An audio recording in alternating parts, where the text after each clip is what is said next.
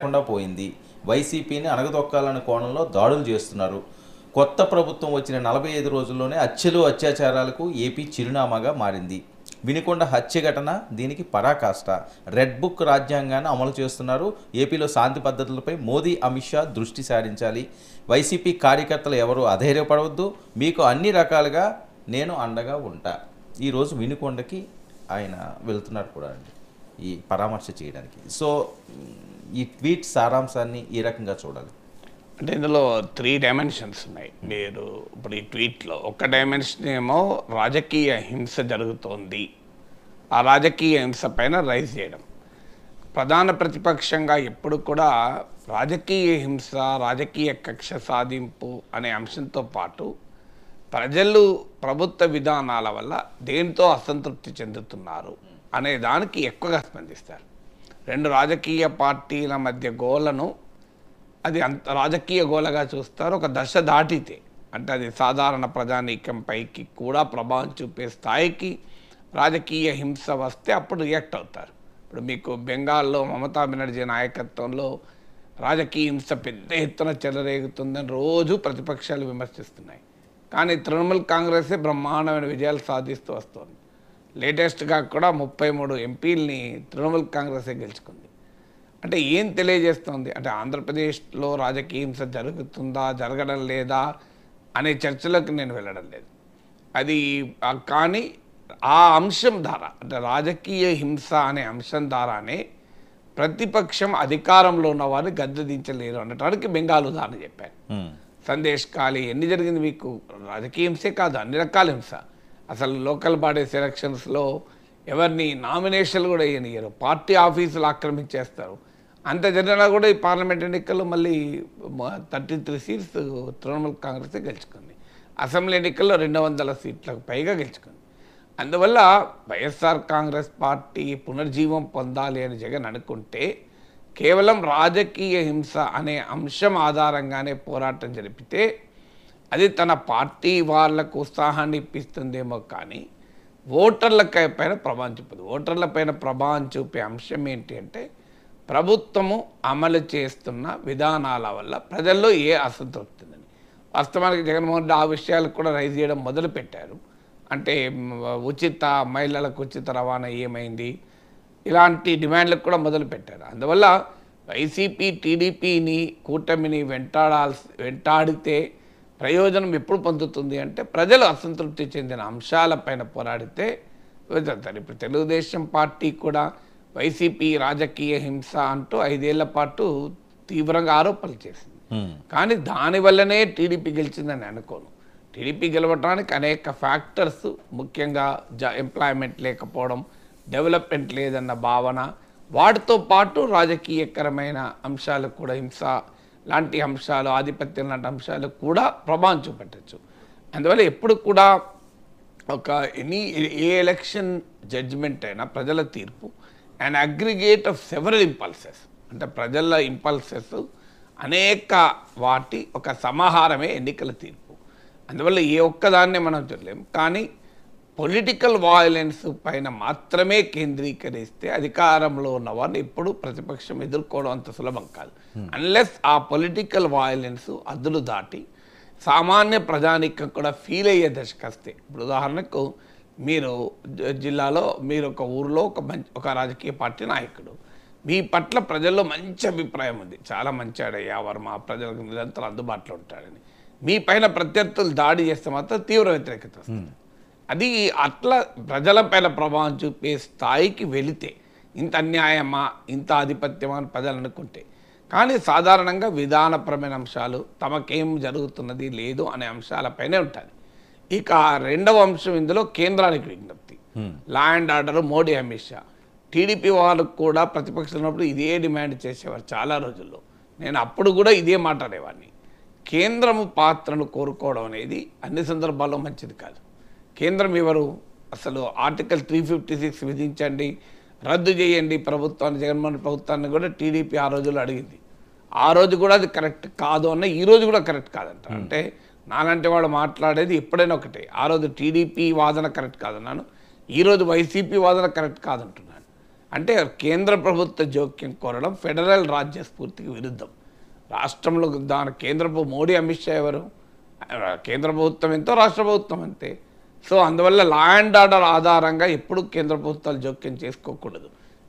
SR Bommai కేసులో supreme court తీర్పు ఉంది. లా అండ్ ఆర్డర్ కాదు, పబ్లిక్ ఆర్డర్ డిస్టర్బ్ అయితే, అది కూడా పబ్లిక్ ఆర్డర్ కూడా కాదు, పబ్లిక్ ఆర్డర్ డిస్టర్బ్ అయితే అనుకున్నప్పుడు ఆంక్షలు పెట్టచ్చు. ప్రభుత్వాన్ని పైన చర్యలు తీసుకోవడానికి law and order public order కాదు. Failure of the constitutional machinery, రాజ్యాంగబద్ధమైన వ్యవస్థలు వైఫల్యం చెందితేనే ఒక రాష్ట్ర ప్రభుత్వం పైన చర్యలు తీసుకోవాలని కేంద్ర ప్రభుత్వాన్ని కోరచ్చు.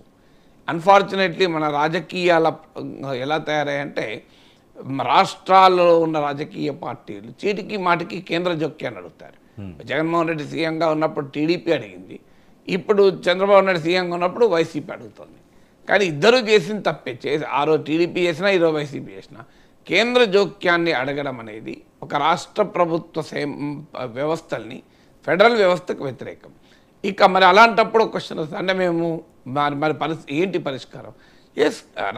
ప్రజల హక్కులకు భంగం వాటిల్లిన, ఒక రాజకీయ హక్కులకు, పొలిటికల్ రైట్స్కు, సివిల్ రైట్స్కు భంగం వాటిల్లిన, లా అండ్ ఆర్డర్ దెబ్బతిన్న ప్రభుత్వం పనిచేయనప్పుడు కోర్టులు ఉన్నాయి, దానికి కేంద్రం కాదు. ఇప్పుడు మరి కేంద్ర నాయకత్వంలో ఉన్నప్పుడు జరుగుతుంది, అప్పుడు ఎవరు ఎగిరిపోతావు?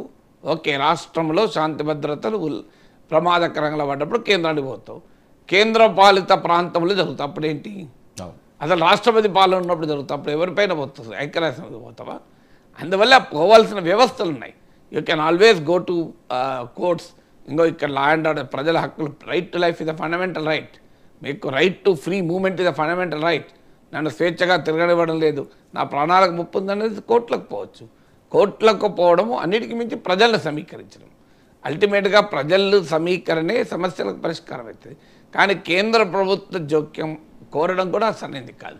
ఇక మూడవది ఆయన ట్వీట్లో ఉన్నది, వైసీపీ శ్రేణులకు విశ్వాసాన్ని కల్పించడం. అదొక రాజకీయ నాయకుడిగా చేయాల్సిన పని. ఎందుకంటే పార్టీని కాపాడుకుంటేనే భవిష్యత్తులో అధికారము లేదు అనే చర్చ. పార్టీయే కాపాడుకోలేకపోతే ఏముంటుంది ఇంకా? అందువల్ల జగన్మోహన్ రెడ్డి రంగంలో దిగి వినుకొండ పోవడం కానీ, ఆయన ఓదార్పు యాత్ర చేస్తానని కూడా ప్రకటించాడు. కొంత చోట్లకి వెళ్ళారు కూడా, కడపలో వెళ్ళారు కూడా. అది డెఫినెట్గా పార్టీకి విశ్వాసం కల్పించడానికి, పార్టీ కార్యకర్తలకు కాన్ఫిడెన్స్ క్రియేట్ చేయడానికి మాత్రం తప్పనిసరిగా ఉపయోగపడుతుంది. సార్, ప్రధానమంత్రి మోదీ గారికి కూడా ఈయన లేఖ రాయడమే కాకుండా వీలైనంత త్వరగా నాకు అపాయింట్మెంట్ ఇవ్వాలి, నేరుగా కలిసి ఏపీలో పరిస్థితులను వివరిస్తారు అని మాట్లాడారు. అంటే వివరిస్తే వివరించవచ్చు, కానీ అల్టిమేట్గా కేంద్ర జోక్యానికి కోరడం కరెక్ట్ కాదు. కేంద్ర జోక్యం కోరడము చీటికి మాటికి ఒక ప్రజలు ఎన్నుకున్న రాష్ట్ర ప్రభుత్వాన్ని, మోడీని ఎవరు ఎన్నుకున్నారో అదే ప్రజలు చంద్రబాబు నాయుడు కూడా ఎన్నుకున్నారు కదా. సో కేంద్రం ఎవరు మధ్యలో జోక్యం చేసుకోవడానికి, అందులో ప్రాక్టికల్ కూడా జరగదు. ఇప్పుడు పోనీ డబుల్ ఇంజన్ సర్కార్ కాకపోతే జరుగుతుందా అని అనుకోవచ్చు. ఇప్పుడు కూటమి ప్రభుత్వం చంద్రబాబు నాయుడు పైన నరేంద్ర మోడీ చర్యలు తీసుకుంటాడా? చంద్రబాబు నాయుడు పైన అమిత్ షా చర్యలు తీసుకుంటాడా? మీరు ఆలోచించండి. పొలిటికల్ కూడా సాధ్యం కాదు కూటమి ప్రభుత్వం, అక్కడైనా ఇక్కడైనా. అందులో ఇవాళ మోడీకి చంద్రబాబు నాయుడు అవసరం కూడా ఉంది కదా. ఇలాంటి పరిస్థితులు ఇంకా చర్యలు తీసుకునే అవకాశం ఉంటుందా? సో అందువల్ల ఇవాళ 2014లో చంద్రబాబు కాదు, ఇప్పుడు 2024 చంద్రబాబు, రెండింటి మధ్య చాలా తేడా ఉంది. 2014లోమో చంద్రబాబు నాయుడు ప్రభావం ఎన్డీఏలో లేదు. అఫ్కోర్స్ 19 వాజ్పేయి టైంలో ఉన్న చంద్రబాబు కాకపోవచ్చు, అంత వెసులుబాటు లేదు. అప్పుడేమో టీడీపీ మద్దతుతోనే వాజ్పేయి ప్రభుత్వం నడిచింది. 2014లో టీడీపీ అవసరం లేకున్నా బీజేపీ ప్రభుత్వం ఉంది. 2024లో టీడీపీ అవసరం మోడీకి ఉంది. అఫ్కోర్స్ వెంటనే టీడీపీ విడ్రా అయితే మోడీ ప్రభుత్వం పడిపోతుందని అంటలేదు, కానీ ఒక పెద్ద రాజకీయ సంక్షోభం మొత్తం ఎదుర్కొంటుంది కదా. అందువల్ల ఇప్పుడున్న స్థితిలో చంద్రబాబు నాయుడు పైన నరేంద్ర మోడీ యాక్షన్ తీసుకుంటాడా? అందులో ఆల్రెడీ తెలుగుదేశం వాళ్ళకి ఎక్కడో చోట అనుమానం మిగిలే ఉంది. జగన్కు మోడీకి ఉన్న సాన్నిహిత్యం పైన విజయసాయి రెడ్డి ఆల్రెడీ వ్యాఖ్యానించాడు, టీడీపీకి 16 మంది ఎంపీలు అంటే మాకు 15 మంది ఉన్నారు, 4 లోక్సభలో 11 మంది రాజ్యసభలో అని. అందువల్ల జగన్మోహన్ రెడ్డికి ఈవెన్ ఎన్నికల సమయంలో కూడా బీజేపీతో పొత్తు పట్ల టీడీపీ శ్రేణుల్లో తీవ్రమైనటువంటి అభ్యంతరాలు ఉన్నాయి. చంద్రబాబు నాయుడు కొన్ని వ్యూహాత్మక కారణాల రీత్యా బీజేపీతో పెట్టుకున్నాడు, అది ప్రయోజనం కూడా ఇచ్చాయనేది క్లియర్గా అర్థమవుతుంది కదా. సో మంత్రి చెప్తున్నాడు, ఇప్పుడు ఉన్న మంత్రి, సో ఎందుకు మీరు బీజేపీతో పెట్టుకున్నారని అనే ఒక పొలిటికల్ డిస్కషన్లు అడిగితే మేము బీజేపీతో పెట్టుకునేదాకా కలెక్టర్కు ఫోన్ చేస్తే కలెక్టర్ మా ఫోన్ లిఫ్ట్ చేసేవాడు కాదు. ఓకే. అసలు ఒక ఆర్డీఓకి ఫోన్ చేస్తే మా ఫోన్ లిఫ్ట్ చేసేవాళ్ళు కాదు. మూమెంట్ మేము బీజేపీతో పొత్తు పెట్టుకున్నాం, కలెక్టర్లు ఫోన్ చేస్తే కాల్ బ్యాక్ చేయడం మొదలుపెట్టారు ఒకవేళ ఎత్తకపోతే అని. అంత రెస్పాన్స్లో మార్పు వచ్చింది అని. అంటే అధికారులు మోడీ బీజేపీతో కలిసేంత వరకు ఒక రకంగా వ్యవహరించారు, బీజేపీతో కలిసాక కంప్లీట్ మారాడు. సో అందువల్ల వ్యూహాత్మక కారణాల రీత్యా చంద్రబాబు నాయుడు పెట్టుకున్నాడు, క్షేత్రస్థాయి బలంతో సంబంధం లేకుండా. కానీ టీడీపీ నేతలు చాలామందికి అభ్యంతరాలు ఉంటాయి. అంటే జగన్కు అనుకూలంగా ఉంటారేమో అని. ఇప్పుడు నిన్న కాకమన్న లోక్సభ స్పీకర్ ఎన్నిక మనం చూసాం కదా, 293 మంది ఎంపీల మద్దతు ఎన్డీఏకు ఉంది. స్పీకర్ పదవిని ఈజీగా గెలుచుకుంటారు, అవసరం కూడా లేదు. అయినా ఫార్మల్ పోటీ ఇండియా కూటమి పెట్టింది తప్ప ఓటింగ్ను కూడా డిమాండ్ చేయలే, మోజుమాని ఓటుతోనే ఎన్నుకున్నారు.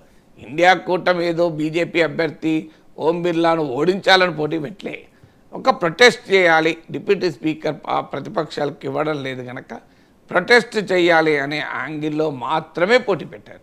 అయినా బీజేపీ వైసీపీ మద్దతు అడిగింది. మీరు గమనిస్తే ఎందుకు అడిగింది? ఇది భవిష్యత్తుకు సంకేతం కాదా? ఎన్డీఏకి అవసరం లేకపోయినా, స్పీకర్ ఎన్నికలకు వైసీపీ మద్దతు అవసరం లేకపోయినా ప్రత్యేకంగా ఎందుకు అడిగారు? అందులో టీడీపీతో పొత్తుండగా ఎందుకు అడిగారు? అందువల్ల వైసీపీ పట్ల, జగన్మోహన్ రెడ్డి పట్ల బీజేపీ వైఖరిలో పెద్దగా మార్పు ఉందని అనుకోను.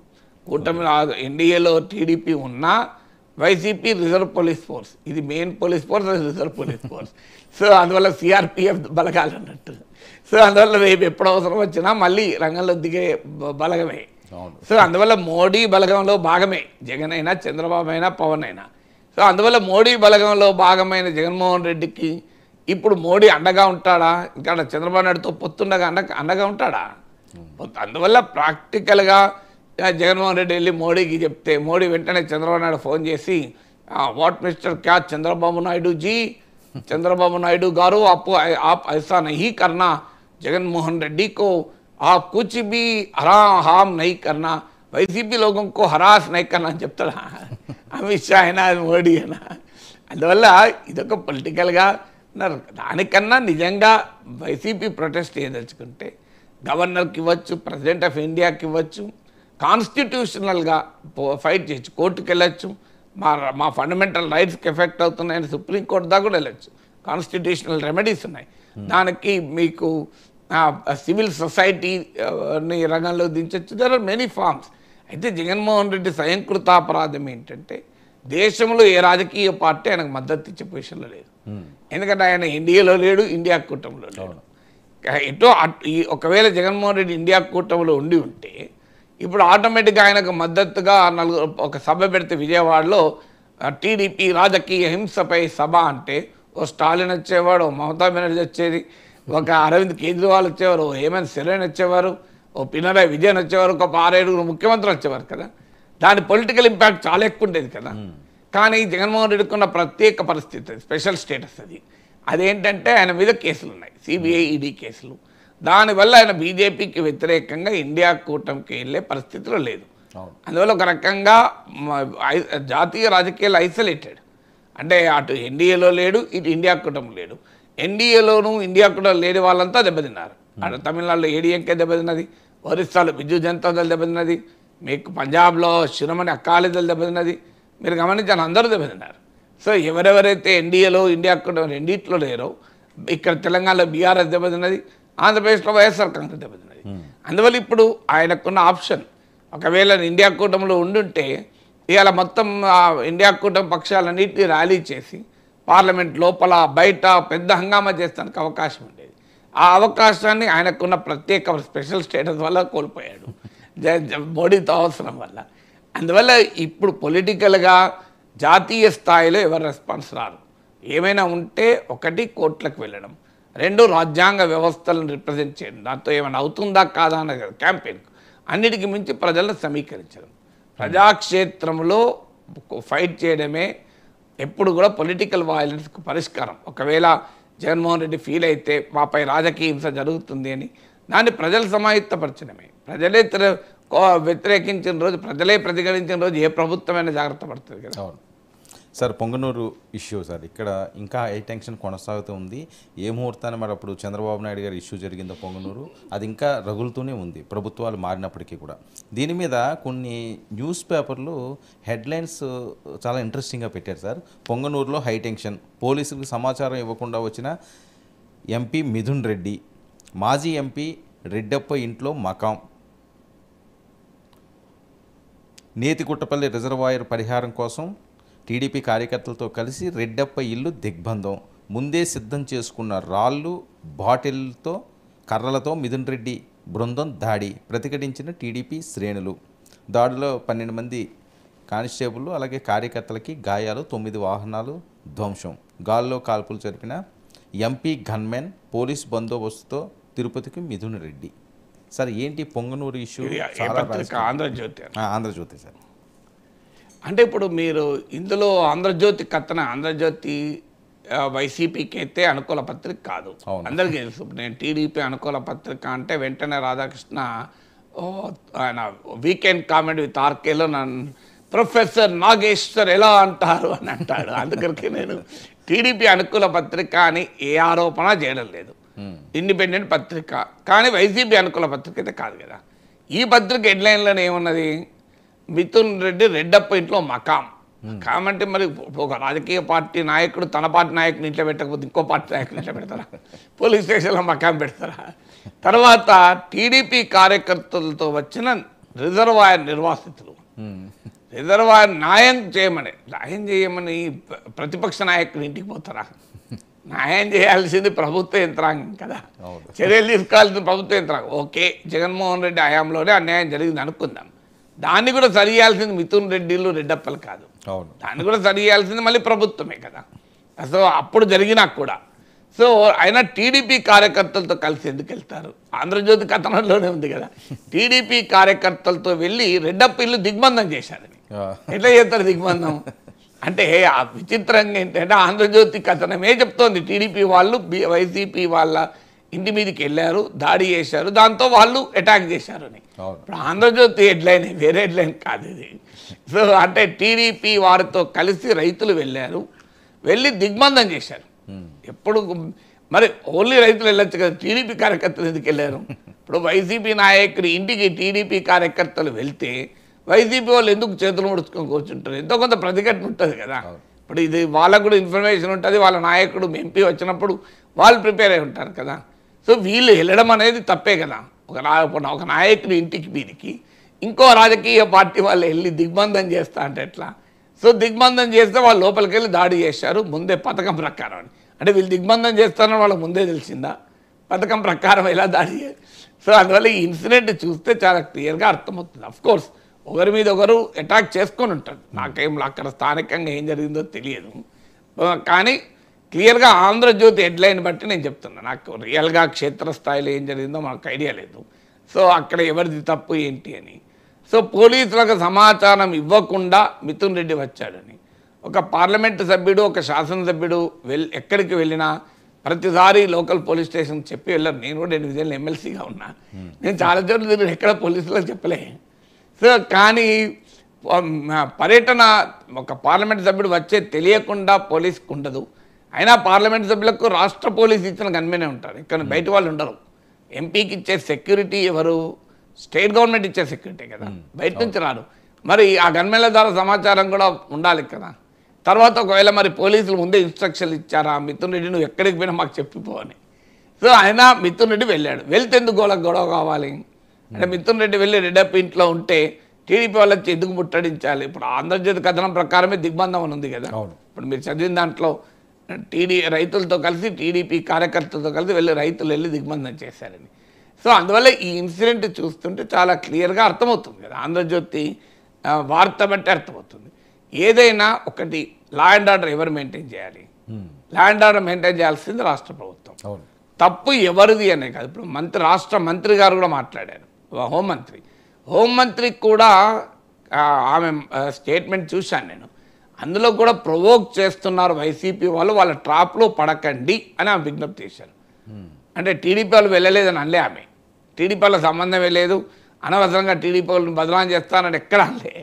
సో హోంమంత్రి కూడా అంటున్నది ఏంటి, వాళ్ళు ప్రొవోక్ చేస్తున్నారు, మీరు ట్రాప్లో పడకండి అని. అంటే మరి పొంగనూరులో ట్రాప్లో పడేలా? సో సో హోంమంత్రి స్టేట్మెంట్లో కూడా చాలా క్లియర్గా ఉంది. సో అందువల్ల ఏదున్నా లా అండ్ ఆర్డర్ మెయింటైన్ చేయడం అనేది రాష్ట్ర ప్రభుత్వ బాధ్యత. ఎవరు అధికారంలో ఉంటే వారు చూసుకోవాల్సిందే కదా. అందువల్ల పొంగనూరులో జరిగిన అది వైసీపీ వాళ్ళే దాడి చేసినా అల్టిమేట్గా ప్రొటెక్ట్ చేయాల్సింది ప్రభుత్వం. సో ఎవరినైనా టీడీపీ వాళ్ళు దాడి చేస్తారా, వైసీపీ వాళ్ళు దాడి చేస్తారా, ఆ వివరాలకు నేను వెళ్ళడం లేదు, ఎందుకంటే నేను అక్కడ లేను కనుక. అందుకే ఆడ క్షేత్రస్థాయిలో లేకుండా మనం కామెంట్ చేయకూడదు. ఆంధ్రజ్యోతి కథనం ఆధారంగా తీసుకున్నాను, అందుకే నేను సాక్షి కథనాన్ని తీసుకోలేదు. సాక్షి కథనాన్ని నేను ఎట్లా నమ్ముతాను? అది వైసీపీకి అనుకూలంగానే ఉంటుంది కదా. సో అందుకే ఆంధ్రజ్యోతి కథనం ఆధారంగా మనం మాట్లాడుతున్నాం. బట్ ఏదైనా లా అండ్ ఆర్డర్ మెయింటైన్ చేయాల్సింది టీడీపీ. ఇవాళ కాకపోతే రేపైనా ఎవరు ప్రొవోక్ అన్న చేయనియండి, ఎవరు కారణమా అనేది కూడా ఇక్కడ సందర్భం కాదు. అల్టిమేట్గా who has to maintain the duty is of the state government. అందువల్ల ఈ కొత్త ప్రభుత్వం వచ్చాక జరుగుతున్న వరుస ఇన్సిడెంట్స్, మీకు ప్రకాశం జిల్లాలో ఒక సిపిఎం నాయకుని పైన అటాక్. ఆయన చేసిన పాపం ఏంటి అంటే, ఆ గ్రామంలో 4 పేదలకు పథకాల పెన్షన్లు రాకపోతే టీడీపీ నాయకుని ఇంటి ముందు పెన్షన్ డిస్ట్రిబ్యూట్ చేస్తుంటే వెళ్ళి అడిగాడు. రాకపోతే వాళ్ళు మా పార్టీ వాళ్ళు కాదు, మేము ఇవ్వమన్నారండి. తర్వాత వాళ్ళ అధికారుల దగ్గరికి వెళ్ళి ఇప్పించారు. అంటే మేము రిజెక్ట్ చేస్తే మీరు ఇప్పిస్తారా అని చెప్పి సిపిఎం నాయకుడిని ఇంటికి పోయి చితకబాదాడు. సిపిఎం రాష్ట్ర కార్యదర్శి వి శ్రీనివాసరావు బహిరంగానే ప్రకటించాడు. సిపిఎం అయితే వైసీపీతో ఏం లేదు కదా. సిపిఎం నాయకులు జగన్మోహన్ రెడ్డిని గద్దెను ఎక్కించిన వాళ్ళు కాదు, గద్దె దించిన వాళ్ళు కాదు, వాళ్ళ పని వాళ్ళు చేసుకుంటున్నారు కదా. సో అందువల్ల టీడీపీ వైసీపీ పైనే కాదు, సిపిఎం పైన కూడా అటాక్ చేసింది. సో అందువల్ల ఈ ధోరణి చంద్రబాబు నాయుడుకి మంచి పేరు తేదు. అల్టిమేట్గా it reflects on Chandrababu Naidu governance. మీరు ఎవరు కారణం అనుకోండి, ఈవెన్ వైసీపీ వాళ్ళే రాళ్ళు రువ్వినా ఆ రాళ్ళు రువ్వడాన్ని ఆపాల్సిన బాధ్యత కూడా తెలుగుదేశం ప్రభుత్వాన్ని, కూటమి ప్రభుత్వాన్ని. ఇందులో మీరు ఇంకో గమనిస్తే ఎక్కడ జనసేన పైన ఆరోపణ వస్తలేదు. ఇప్పుడు గెలిచింది టీడీపీ, జనసేన, బీజేపీ. వైసీపీ పైన పోరాడింది జనసేన కూడా. ఆ మాటకొస్తే టీడీపీ ఇబ్బందుల్లో ఉన్న సమయంలో కూడా గట్టిగా పోరాడింది పవన్ కళ్యాణ్. అసలు జగన్మోహన్ రెడ్డి వ్యతిరేక ఓటు చీలకూడదని చెప్పి టీడీపీతో కూటమి కట్టి బీజేపీని కలిపి ఇవాళ జగన్మోహన్ రెడ్డి ప్రతిపక్షంలో ఈ పరిస్థితుల్లో ఉన్నాడంటే ఖచ్చితంగా ఒక ముఖ్య కారణం పవన్ కళ్యాణ్. పవన్ కళ్యాణ్ ఇనిషియేటివ్. మరి పవన్ కళ్యాణ్కు జనసేనకు వైసీపీ జరగాలిగా దాడులు. మీరు రాష్ట్రంలో నేను ఇప్పుడు 30 రోజులుగా గమనిస్తున్నా కదా, ఎక్కడ వైసీపీపై జనసేన కార్యకర్తల దాడులు అని నేను చదవలేదు. మీరు ఎక్కడ లేదు, మీరు గమనించండి. మరి ఎందుకు జరగడం లేదు? ఓన్లీ టీడీపీ వైసీపీ మధ్య ఎందుకు జరుగుతుంది? పోనీ బీజేపీ కార్యకర్తలు వైసీపీ ఇంటిపైన దాడి అంటే ఇలా మకాం రెడ్డప్ప ఇంట్లో మిథున్ రెడ్డి మకాం చేశాడని తెలిసి రిజర్వాయర్ నిర్వాసితులు జనసేన కార్యకర్తలతో కలిసి ఎందుకు వెళ్ళలే? బీజేపీ కార్యకర్తలతో కలిసి ఎందుకు వెళ్ళలే? కూటమి కార్యకర్తలు అందరూ కలిసి ఎందుకు అటాక్ చేయడం లేదు? అందువల్ల ఇక్కడ చాలా క్లియర్గా టీడీపీ వర్సెస్ వైసీపీ జరుగుతోంది. టీడీపీ వర్సెస్ సిపిఎం జరిగింది తప్ప జనసేన బీజేపీ కార్యకర్తలకు మిగతా వాళ్ళకి ఎవరికి జరగడం లేదు మీరు గమనిస్తే. సో అందువల్ల ఇవాళ నాలాంటి వాళ్ళపైన అటాక్ కూడా ట్రోలింగ్ చూస్తే ఎక్కడ జనసేన వాళ్ళు చేయడం లేదు. అసలు ఎక్కడా కూడా జనసేన కాదు, ఈవెన్ బీజేపీ వాళ్ళు కూడా తక్కువే, టీడీపీ వాళ్ళు ఎక్కువ చేస్తున్నారు. విచిత్రం ఏంటంటే అంటే మరి నేను కూటమికి వ్యతిరేకంగా మాట్లాడాలని నమ్మితే నా మీద జనసేన వాళ్ళు ఎందుకు ఊరుకుంటారు? వాళ్ళు కూడా కూటమిలో భాగమే కదా. బీజేపీ వాళ్ళు ఎందుకు ఊరుకుంటారు? అంటే ఈ ధోరణి ఎప్పుడు కూడా మంచిది కాదు. ఎందుకంటే అధికారంలో ఉన్నవారు సంయమనం పాటించకపోతే జరగబోయే పరిణామాలు జగన్మోహన్ రెడ్డి అనుభవంలోనే తేలుతున్నాయి కదా. జగన్మోహన్ రెడ్డి ఇంకొక వాదన ఏంటంటే జగన్మోహన్ రెడ్డి వైసీపీ వారు చేశారు, దానికి రియాక్షను. ఎందుకంటే నేను హోంమంత్రి ప్రకటనలో కూడా అది క్లియర్గా ఉన్నది. 5 ఏళ్ళు మీరు పడ్డ కష్టాలు మాకు తెలుసు, ప్రజలు అంటారు, ఆ పార్టీ అని కూడా అన్నదు. తెలుగుదేశం కార్యకర్తలే కాదు, 5 ఏళ్ళుగా ప్రజలు అనుభవించారు వైసీపీ హింసను, వైసీపీ బాధల్ని. అందువల్ల వాళ్ళ కోపం ఉన్నది. కానీ వాళ్ళు ప్రొవోక్ చేస్తున్నారు, ట్రాప్లో పడకండి అనేది హోంమంత్రి. ఎందుకంటే మనం అధికారంలో ఉన్నాం, సంయమనంతో ఉండాలి అని. అంటే 5 ఏళ్ళు జగన్మోహన్ రెడ్డి పాలనలో టీడీపీ వారిపైన అటాక్స్ ఇవన్నీ మనం అందరూ తెలిసిందే. అదేమి జరగలేదని నేను అంటలేను. స్థానిక సంస్థల ఎన్నికల్లో కూడా ప్రతిపక్షాలను అసలు పోటీ చేయకుండా కూడా వైసీపీ వారు చేసిన ఉదాహరణలు మనం చూడలేదా? అసలు ప్రజావేదిక కూల్చివేతతోనే మొదలైంది కదా పాలన. మరి ఇవన్నీ జరిగే కనుకనే కదా వైసీపీని ప్రజలు ఓడించారు. టీడీపీ వారికి కూడా అర్థం కావాల్సింది ఏంటంటే జగన్మోహన్ రెడ్డి నాయకత్వంలో ప్రభుత్వం రావడంతో వైసీపీ వాళ్ళు రెచ్చిపోవడమే ఇవాళ ఈ పరిణామాలకు కారణం. అంటే మరి జగన్మోహన్ రెడ్డికి వచ్చిన పరిస్థితిని చంద్రబాబు నాయుడు రావాలని, లోకేష్ రావాలని టీడీపీ కోరుకుంటుందా? సో జగన్మోహన్ రెడ్డి అనుభవమే మీకు కావాలి కదా, మంచి గుణపాఠం. ఇలా మీరు అధికారంలో ఉన్న వాళ్ళు 10 ఏళ్ళు 15 ఏళ్ళు ఉండాలి కదా. మళ్ళీ 5 ఏళ్ల తర్వాత మీకు వ్యతిరేకంగా మళ్ళీ ప్రజలు మారడం అంటే మీకు మొదలు 2014 టీడీపీకి ఇచ్చారు, వాళ్ళ మీద కోపంతో 151 సీట్లు జగన్కి ఇచ్చారు, ఇప్పుడు జగన్ మీద కోపంతో 164 సీట్లు మీకు ఇచ్చారు. మీరు కాపాడుకోవాలి కదా అంటున్నాను. కాపాడుకోవాలన్నప్పుడు పాలన పైన కేంద్రీకరించాలి తప్ప ఇప్పుడు జగన్మోహన్ రెడ్డి ఏం చేశాడు? ఆయన ప్రశ్నిస్తున్న రంగనాయకమ్మ మీద అటాక్ వైసీపీ వాళ్ళు, ఆయనను ప్రశ్నించిన డాక్టర్ సుధాకర్ పైన అటాక్ టీడీపీ వాళ్ళు కూడా అదే చేస్తారు కదా. ఇప్పుడు ఎవరు ప్రశ్నిస్తే వాళ్ళ మీద అటాక్ చేస్తారు. ప్రశ్నించాల్సిన అవసరం లేదు. జగన్మోహన్ రెడ్డిని తాము తిట్టినట్టు తిట్టకపోతే వాళ్ళ కోపం ఏం లేదు. జగన్మోహన్ రెడ్డి సైకో అనాలి, అనకపోతే నిన్ను తిడతాం. అరే ఇది ఎక్కడి రాజకీయం అంటే నీ భాషలో నేను మాట్లాడాలంటే ఎట్లా సాధ్యమవుతుంది? ఇప్పుడు జగన్మోహన్ రెడ్డి కేంద్రానికి విజ్ఞప్తి చేయడం తప్పని నేను ఓపెన్గా అన్నా కదా. సో ప్రతిపక్ష నాయకుడిగా ఆయన పాత్ర పోషించలేదు, మీరు British leader of the opposition Rishi Sunak చూసి నేర్చుకోండి అని కూడా మాట్లాడాను నేను. సో ఎక్కడ జగన్మోహన్ రెడ్డి స్పేర్ చేయడం లేదు కదా. అయినా కూడా మేము అంటాం, ఎందుకంటే నువ్వు మా భాషలో జగన్ తిట్టాలి, జగన్ సైకో అనాలి అని అంటే ఎట్లా? ఇప్పుడు మీ భాష మీకుంటుంది, నా భాష నాకుంటుంది కదా. సో అందువల్ల ఆ స్థాయిలో మేము ఆధిపత్యవాదాన్ని ప్రదర్శించి మేము అంటే మీరు జగన్మోహన్ రెడ్డి అనుభవం మీ గుణపాఠం కావాలి. మీరు జగన్మోహన్ రెడ్డి పరిస్థితి చంద్రబాబు నాయుడుకు లోకేష్కి రావాలని ఎందుకు కోరుకుంటున్నారు అన్నదే ప్రశ్న. మీకు అదంతా ఎందుకు? 2 రోజులు మీ last 4 weeks Radhakrishna weekend comment with RK చూడండి. తెలుగు తమ్ముళ్ళు రెచ్చిపోతున్నారు, తెలుగు తమ్ముళ్ళు రగిలిపోతున్నారు, చంద్రబాబు నాయుడు పైనే సోషల్ మీడియా వేదికగా రెచ్చిపోతున్నారని ప్రతిసారి చెప్తున్నాను నేను. ఎవరు చెప్తున్నారు? రాధాకృష్ణ కదా. రాధాకృష్ణ అయితే తస్మదీయుడు కాదు కదా. టీడీపీ శ్రేణులు ఎవరైనా రాధాకృష్ణ ట్రోల్ చేస్తారా? మరి రాధాకృష్ణ చెప్తున్నాడు తెలుగు తమ్ముళ్ళు రెచ్చిపోతున్నారు. ఎవరిపైన రెచ్చిపోతున్నారు? చంద్రబాబు నాయుడు మీద రెచ్చిపోతున్నారు. మిథున్ రెడ్డి ఎక్కడ? మీరు కావాలంటే ఆంధ్రజ్యోతిలో దాని నెక్స్ట్ డే వస్తుంది కొత్త పలుకు. మీరు వీకెండ్ కామెంట్ విత్ ఆర్కే అని మీరు యూట్యూబ్లో కొట్టండి, వస్తుంది ABNలో. సో అందులో ప్రతి ఎపిసోడ్లో చెప్తున్నాడు, ఒక్క ఎపిసోడ్ కాదు, ఎవ్రీ ఎపిసోడ్ తెలుగు తమ్ముళ్ళు రెచ్చిపోతున్నారు, తెలుగు తమ్ముళ్ళు సోషల్ వేదికగా చంద్రబాబు నాయుడిని ప్రశ్నిస్తున్నారు, రగిలిపోతున్నారు అని. అయ్యా మరి చంద్రబాబు నాయుడినే వదలకపోతే ఇక మిథున్ రెడ్డి వదులుతారా? సో నాగేశ్వరని వదులుతారా? ఇంకోని వదులుతారా? వర్మను వదులుతారా? అందువల్ల ఇప్పటికైనా టీడీపీ ఆలోచించాల్సింది ఏంటంటే ప్రజాస్వామ్యంలో ప్రభుత్వాలు అధికారంలోకి వచ్చినప్పుడు ఫోకస్ చేయాల్సింది పాలన పైన. పాలన సరిగా ఉంటే ప్రతిపక్షం లేవకూడదు లేవదు, పాలన సరిగా లేనప్పుడే ప్రతిపక్షం మళ్ళీ లేస్తుంది.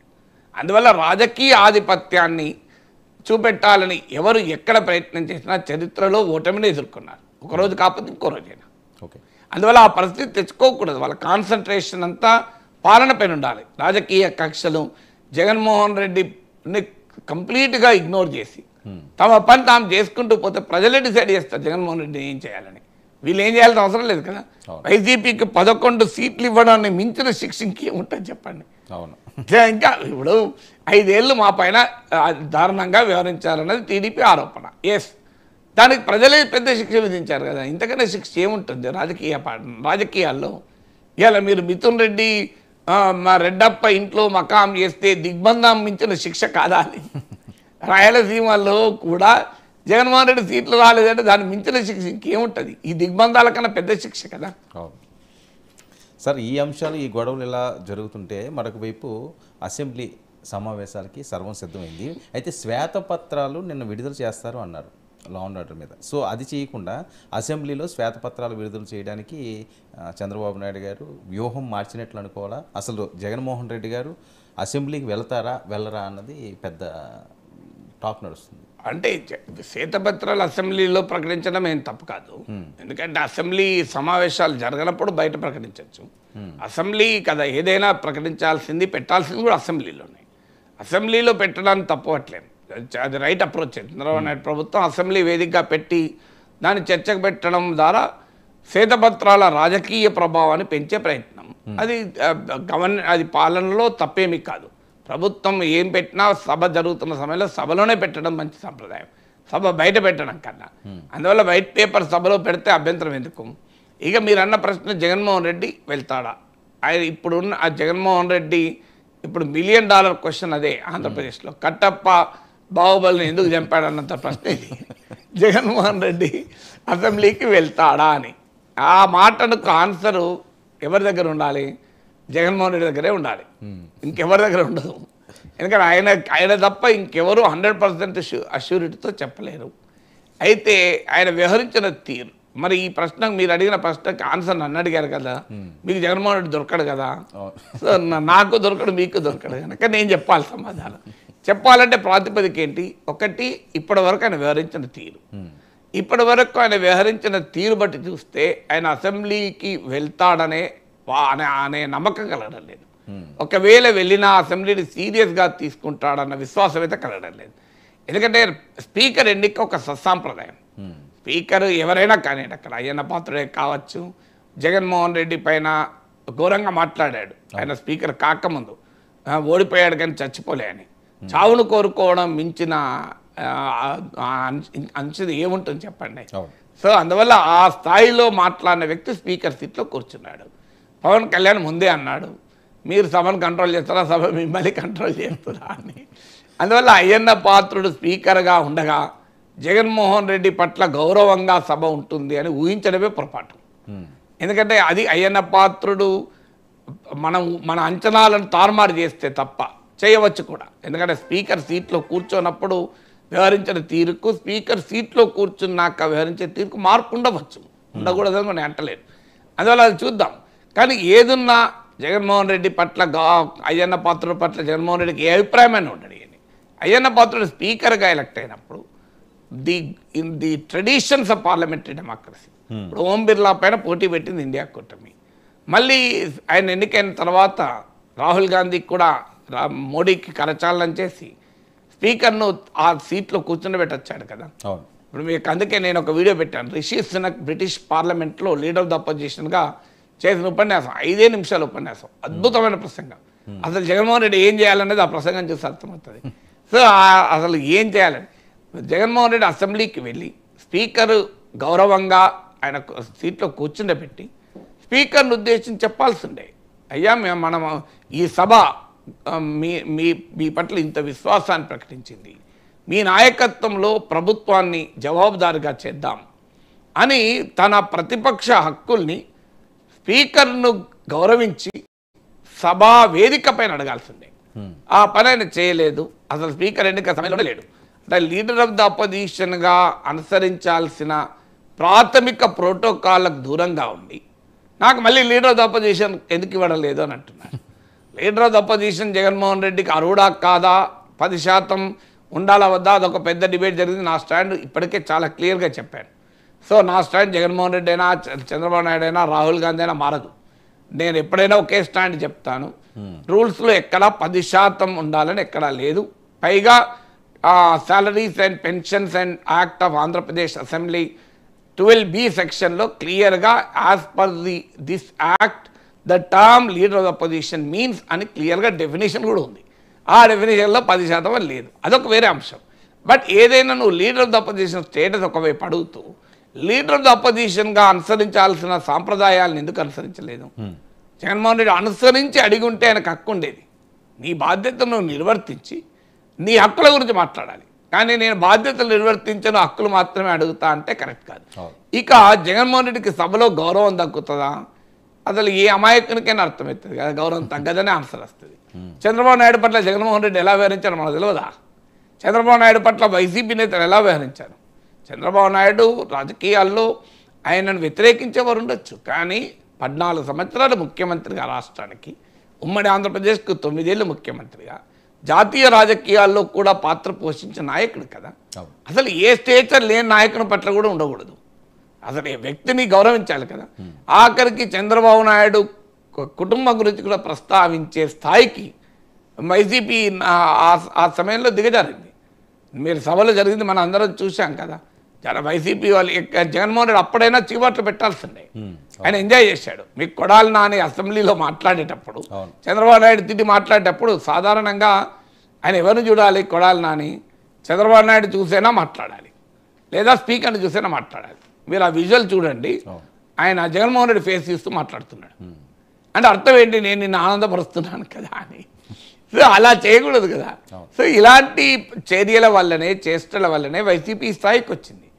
అందువల్ల అసెంబ్లీలో చంద్రబాబు నాయుడు పట్ల వైసీపీ వ్యవహరించిన అనుభవం ఉన్న తర్వాత టీడీపీ వారు జగన్మోహన్ రెడ్డి గౌరవం ఇస్తారని అనుకుంటే అసలు ఎక్స్పెక్ట్ చేయడం కూడా కరెక్ట్ కాదు కదా. అఫ్కోర్స్ నన్ను అడిగితే గౌరవించాలి. వైసీపీ వాళ్ళు ఎలా వ్యవహరించినా అది ఆదర్శంగా ఉండాల్సిన అవసరం లేదు. పార్లమెంటరీ ట్రెడిషన్స్ ఆదర్శంగా ఉండాలి. కానీ రాజకీయాల్లో అలా ఉంటుందా? వ్యక్తిగతంగా అలా ఉంటుందా? నువ్వు జగన్మోహన్ రెడ్డి చంద్రబాబు నాయుడు నేను చిటికేస్తే ఒక 5 రిటర్స్తే నీకు లీడర్ ఆఫ్ అపోజిషన్ స్టేటస్ అయిపోతుంది అని అనలేదా? మరి అప్పుడు ఆయనకు 10% రూల్ గుర్తురాలే జగన్కు. ఇప్పుడు 10% రూల్ గుర్తొస్తుంది. అప్పుడు మరి ఎందుకు గుర్తురాలే? అందువల్ల ఎవరు చేసిన కర్మలకు వాళ్ళ బాధ్యుడు కావాల్సిందే. ఇదే కదా గీతాచార్యులు చెప్పింది. సో అందువల్ల జగన్మోహన్ రెడ్డికి అసెంబ్లీలో గౌరవం ఉంటుంది అని నేను అనుకోను. ఒకవేళ ఉంటే ఆశ్చర్యమే. ఒక జగన్మోహన్ రెడ్డి ఎలా వ్యవహరించినా ఆయనకు సభలో గౌరవం ఇవ్వాలనే నేను కోరుకుంటాను. కానీ తాను చెయ్యంది, తాను ఇవ్వంది తనకు రావాలని కోరుకోవడం అత్యాశ అవుతుంది కదా. కానీ మరి అయినా కూడా చంద్రబాబు నాయుడు ఏం చేశాడు? ఇన్ని అవమానాల పరిస్థితి కూడా అసెంబ్లీకి వెళ్ళాడు కదా. రాజశేఖర రెడ్డి టైంలో కూడా మనం చంద్రబాబు నాయుడు టార్గెట్గా రాజశేఖర రెడ్డి ఎన్ని మాట్లాడాడు మనం చూడలేదా? బట్ స్టిల్ 10 ఏళ్ళు అసెంబ్లీకి వెళ్ళాడు. ప్రజలు దాన్ని గౌరవించి 2014 అధికారం ఇచ్చారు. మళ్ళీ 5 ఏళ్ళు లాస్ట్లో ఆయన సతీమణి గురించి కూడా మాట్లాడిన దానికి ఆయన తీవ్రంగా మానసిక క్షోభకు గురై నేను మళ్ళీ ముఖ్యమంత్రిగానే వస్తాను, గౌరవ సభ కాదు ఇది కౌరవ సభ అని చెప్పి వెళ్ళిపోయాడు. సో ఆ ఘటన జరిగేంత వరకు సభకు వచ్చాడు కదా. సభకు వచ్చాడు, 23 మంది ఎమ్మెల్యేలకే నాయకుడిగా ఉన్నాడు. అఫ్కోర్స్ ఇవాళ 23-11 తేడా ఏమున్నది? నెంబరే కదా. అల్టిమేట్గా బలమైన ప్రతిపక్ష అయితే అప్పుడు కాదు ఇప్పుడు కాదు. సో అలా అయినా వైసీపీకి 151 మంది ఎమ్మెల్యేలు ఉన్నా వాళ్ళు రోజు కొడాలి నానులు రెచ్చిపోతున్నా, వల్లభనేని వంశీలు వాయించుతున్నా చంద్రబాబు నాయుడు అనుభవించాడు కదా. ఇది ప్రజల పక్షాన చేయాల్సిన పని ఎవరైనా. అందువల్ల జగన్మోహన్ రెడ్డికి కూడా అనుసరించాల్సింది. ఈ అవమానాలు భరిస్తూ ప్రజలు 5 ఏళ్ళు నీకు ప్రతిపక్షంలో కూర్చోమని ఇచ్చారు కనుక నిరంతరం ప్రజా సమస్యలు లేవనెత్తుతూ అసెంబ్లీ వేదికగా ప్రజల పక్షాన పోరాడితేనే గౌరవం ఉంటుంది. అది కాదు నేను ఎంపీగా వెళ్ళిపోతా లేదా సభకు రాను అని జగన్మోహన్ రెడ్డి కనుక నిర్ణయం తీసుకుంటే దానికి ఏ కారణమైనా చెప్పండి. లీడర్ ఆఫ్ ద అపోజిషన్ ఇవ్వలేదన్న కారణం చెప్పచ్చు, ఇంకే కారణం చెప్పినా ప్రజలు హర్షిస్తారని అనుకున్నది. రాజకీయాల్లో నాయకులు చేయాల్సిన పని కాదు. ప్రతిపక్షంలో ఉన్నప్పుడు ప్రజలు ఆ పాత్ర కూడా పోషించాలి. ఆ పాత్ర పోషించమని ప్రజలు తీర్పు చెప్పారు. అవమానాలు ఉంటాయి, రాజకీయాలు అవమానాలు ఉండవా? పబ్లిక్ లైఫ్లో ఉన్నవాడు ఇలాంటి అవమానాల గురించి భయపడకూడదు. ఇవాళ నేను రోజు మాట్లాడుతున్నాను, నాలాంటి వాడి పైన మామూలుగా ట్రోలింగ్ చేయడం లేదు కదా. రకరకాల నీచమైన పద్ధతుల్లో అటాక్ చేస్తున్నారు. అయితే ఎంతమంది ఉంటారు వీళ్ళు? నన్ను అభిమానించే వాళ్ళు 99 ఉంటారు, ఒక్కరుంటారు, 2 ఉంటారు. ఆ 2 కొరకు నేను మాట్లాడడం మానేశాను అనుకోండి, నేను అసెంబ్లీకి పోనట్టే లెక్క. సో ఇంతవారు ఎప్పుడు ఉంటారు సమాజంలో. నువ్వు పబ్లిక్ లైఫ్లో ఉన్నప్పుడు ఎందుకు ఊరుకుంటారు? So face it. ఆ ధైర్యాన్ని చూపెట్టినప్పుడే మళ్ళీ రాజకీయ అవకాశాలు వస్తాయి. అందువల్ల పబ్లిక్ లైఫ్లో ఉండాలని కోరుకునే వ్యక్తి ఇలాంటి దాడులు జరుగుతాయి, అవమానాలు జరుగుతాయి, అభిమానాలు ఉంటాయి, 2 ఉంటాయి కదా. సో అందువల్ల ఈ అసెంబ్లీకి వెళ్ళాల్సిందే, అసెంబ్లీలో నిలబడి పోరాడాల్సిందే. అందుకు భిన్నమైన నిర్ణయం తీసుకుంటే అది ఆయనకే నష్టం. అయితే నేను చాలామంది జగన్మోహన్ రెడ్డి సన్నిహితులను కూడా అడిగాను. వాళ్ళు ఇచ్చే కామన్ కంక్లూజన్ ఏంటంటే, సార్ మాకు కూడా తెలియదు, మాతో కూడా ఏమీ అనలేదు, కానీ జగన్మోహన్ రెడ్డి మెంటాలిటీ తెలిసిన వాళ్ళుగా మేమైతే ఆయన అసెంబ్లీకి పోతారని అనుకోం సార్ అంటారు. ఇది చాలా దగ్గరగా ఉన్న వాళ్ళు, జగన్కు చాలా